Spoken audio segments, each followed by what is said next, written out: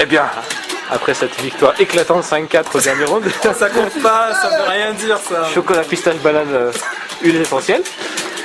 Nous allons entamer un débat très intéressant, très houleux entre Déchaîne les le masses. Friokugen et le HSP. Le pif. Est-ce que le pif existe? Alors, d'abord, une définition du pif. Mais d'abord, non, Alors, justement. La définition avant de au sens propre, c'est une partie du corps humain. Ouais. Et c'est aussi un personnage de bande dessinée très célèbre. Oui, pif le chien. Ouais. Et une troisième définition serait plus adaptée au niveau du jeu vidéo en général. Qu'est-ce donc, Alors, en fait, Docteur Frionel? en arrivant en France, lors de mon voyage, j'ai appris une expression que je ne connaissais pas, ayant fréquenté les salles d'arcade dans mon beau pays. J'ai entendu une expression que tout le monde répétait à la va-vite pour un tas de situations différentes. Le pif. Ouais, tu fais du pif. Ah, il a fait au pif. Arrête de faire du pif. Il m'a fait du pif. Interrogé, car peut-être je me suis dit que c'est un mot de la langue française parce que je ne maîtrisais pas la langue étant étranger. Je ne la maîtrise toujours pas, peut-être que je n'ai toujours pas compris ce que c'est. Le PF. J'ai essayé de me renseigner. Alors apparemment, le pif, les différentes définitions qu'on m'a données, c'est faire un truc sans que ça soit sûr, ou bien faire une action désespérée suicidaire, ou encore faire quelque chose de risqué alors qu'on pourrait ne pas le faire. Et en fait, moi je me suis rendu compte que, en gros, ce que les gens appellent pif ici, c'est lorsque tu entreprends une action pour laquelle tu as une chance que ça réussisse, mais que si tu rates, tu te fous dans la merde. Alors c'est ça que les gens appellent le pif. Moi je vais dire non. Moi je vais dire on peut pas tout qualifier comme ça, on peut pas dire c'est du pif. Alors est-ce qu'on peut parler de bon pif ou et de mauvais pif? Non, on va plus parler de anticipation. Et est-ce qu'on peut aussi parler de pif calculé? Parce que j'ai entendu cette expression. Alors non, en fait on parle de risque calculé. Ouais, c'est le général qui avait sorti ça à l'époque contre Salim dans un défi au 2002. Oui, tu fais du pif calculé. Alors en fait, on va différencier deux choses. Il y a ce qu'on appelle le mind game, les gens appellent ça le mind game. Moi j'ai plutôt parlé ça, la notion de risque. On va rester sur l'exemple le plus classique. Attends, regarde le temps. Un grand dragon à la relevée.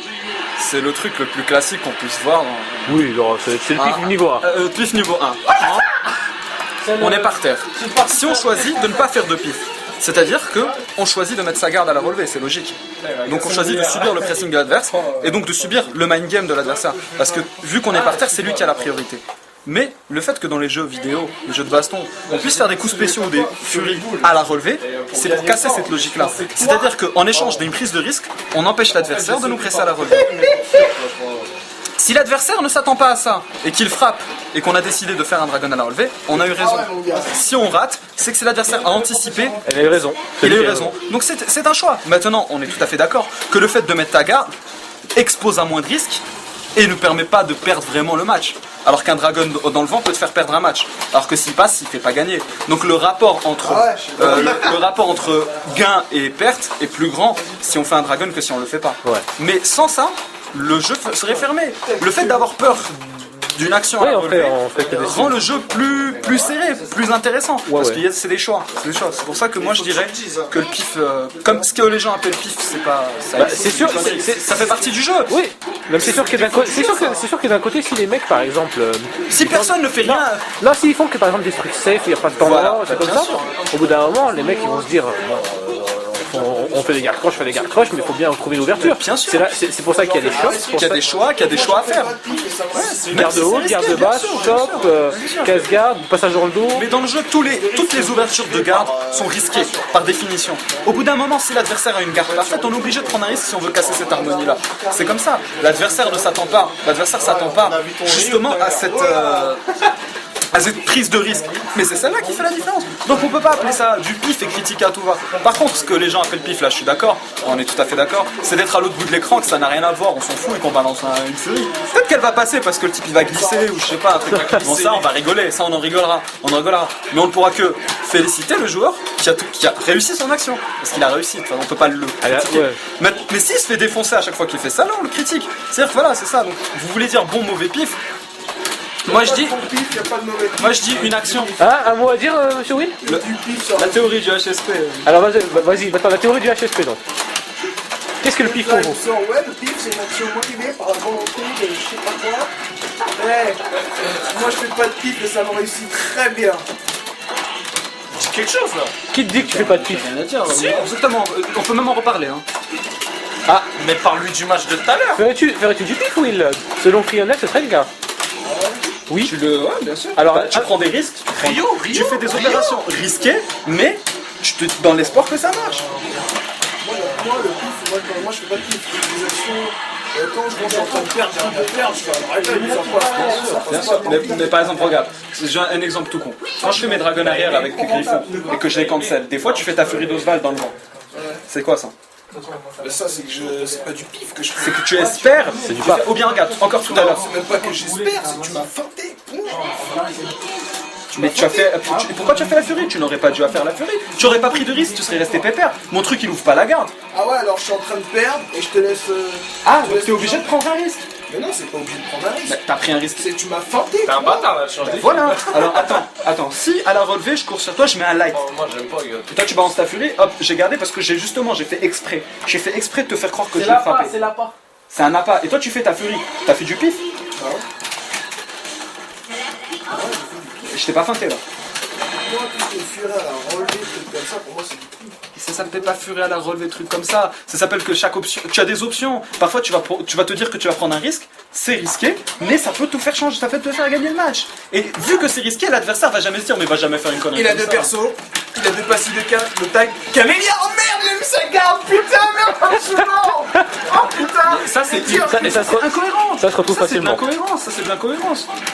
Il y a une cohérence, c'est pour ça que tu peux pas dire pif, c'est du pif. Il y a de la cohérence. Toi-même tu le dis, quand t'es dans la merde, tu fais ça. Non, je te dis quand je suis dans la merde. Quand il y a rien d'autre Voilà, il y a rien d'autre à faire que ça. T'as deux persos d'avance, je vais quasiment mourir. Voilà quoi. Et ça veut pas dire que ça va me faire remonter, même si ça fait passe, pas hein, je le fais parce que. Alors c'est-à-dire que les choppers, attends, les choppers qui mettent pas leur shop en combo, donc qui utilisent bien la propriété imbloquable de la shop, ils font tous du pif. De toute façon, un Je chopper. te pose une non, question. un Clark qui fait une shop, non, non, un chopper par définition c'est un risque. voilà. Le C'est golem, du pif, parce que c'est du pif. Non, c'est un risque. Mais c'est ça ce qu'on c'est des appelle. bonhommes à C'est un risque. shopper. Mais Il prend un risque. Tu joues le faire un golem. casse-garde, avec The King, c'est un risque. Bah oui, parce qu'il est lent. C'est mind game. C'est. Ah bah voilà, mind game. Et bah voilà. Pas ta garde, voilà. Bah c'est du mind game. Mais j'ai pris un risque fou avec The King de faire ça. Parce que je fais casse-garde, tu me mets gros point, tu me défonces, t'as deux pastilles, je suis mort. Si tu le times bien, si Non mais après tu peux casser en shop toi. Hein? Tu peux casser en shop. C'est la shop, mais avec n'importe qui, avec Kim, tu fais le casse-garde. Le casse-garde, c'est un risque à prendre. Ouais, mais moi. Ouais, mais. Ah, puis, Mais non, mais mais tu me après- sautes dessus, c'est un risque à prendre de toute façon. Après il y a un équilibre, il y a des choses plus risquées que d'autres, c'est ce qu'on disait. Mais tu peux pas appeler tout à tout va, tu piffes. Du pif, ah il m'a fait du pif. Ah mais si c'est passé mon gars, fallait mettre ta garde. C'est tout. C'est tout. Je crois que les mecs de, par exemple de Street Fighter 3, Bien sûr, les mecs qui font des blockings, ils voient pas le coup venir, faut pas déconner non plus. C'est de l'anticipation. Mais s'ils se foirent, là ils font avant, ils se font défoncer. Mais ça fait partie du jeu. C'est tout. c'est pour ça que les blockings sont avant et pas arrière comme dans Garou. Bien sûr. Moi, c'est pas dessus, ça me réussit très bien. Mais c'est pas. Voilà tout ce que Faut arrêter d'appeler ça du. Regarde, je fais pas de pif. Hamdou. Il en fait, Et putain, tu en arrêtez. fais, oui, il arrête. Bien sûr. Putain, tu fais du pif. Moi, je suis Eh, tu fais des combos. il fait Tu fais des combos de taille. Je suis pas Tu as fait du pif. Je suis pas connu pour être un joueur qui fait du pif. Non, mais voilà, tu vois, on n'arrive pas au bout du débat parce que tu continues à parler de pif. Alors tu n'es pas quelqu'un qui prend des risques démesurés. Voilà, tu limites les risques. Mais je suis une tapette qui défonce tout. Non, oui, c'est ton style de jeu, moi je te l'accorde. Tu prends très peu de risques. Tu prends très peu de Tu regardes tous les bons joueurs, c'est ça. Non, mais c'est pas ça, il y a des jeux. Putain, C'est pas j'aimerais ça. bien. Daigo, hop, Daigo. Mais Daigo, il court, il fait le dragon. Tu l'avais aussi. Bah, il fait tout le temps ça, ça s'appelle un Ume Shoryu. Ah voilà, ah il y a un terme même, c'est ouf. Mais c'est pas ça. C'est une prise En de fait, risque. non, c'est ton style de Là jeu. directement dans son slip. Prends. Arrête, mais c'est Non. Oui, c'est ton style de jeu. Mais ça veut dire que tu prends moins de risques d'ouvrir la garde. Moi, je suis désolé. Moi, les joueurs les plus forts, c'est ceux qui font pas de pif. Je Ils suis prennent pas de risques démesurés. Voilà. Alors que parfois, ça peut changer, ça peut sauver un match. Le risque démesuré. Après, les petits risques, t'en prends tout le temps. Oui. Si tu prenais pas de risque, tu gagnerais.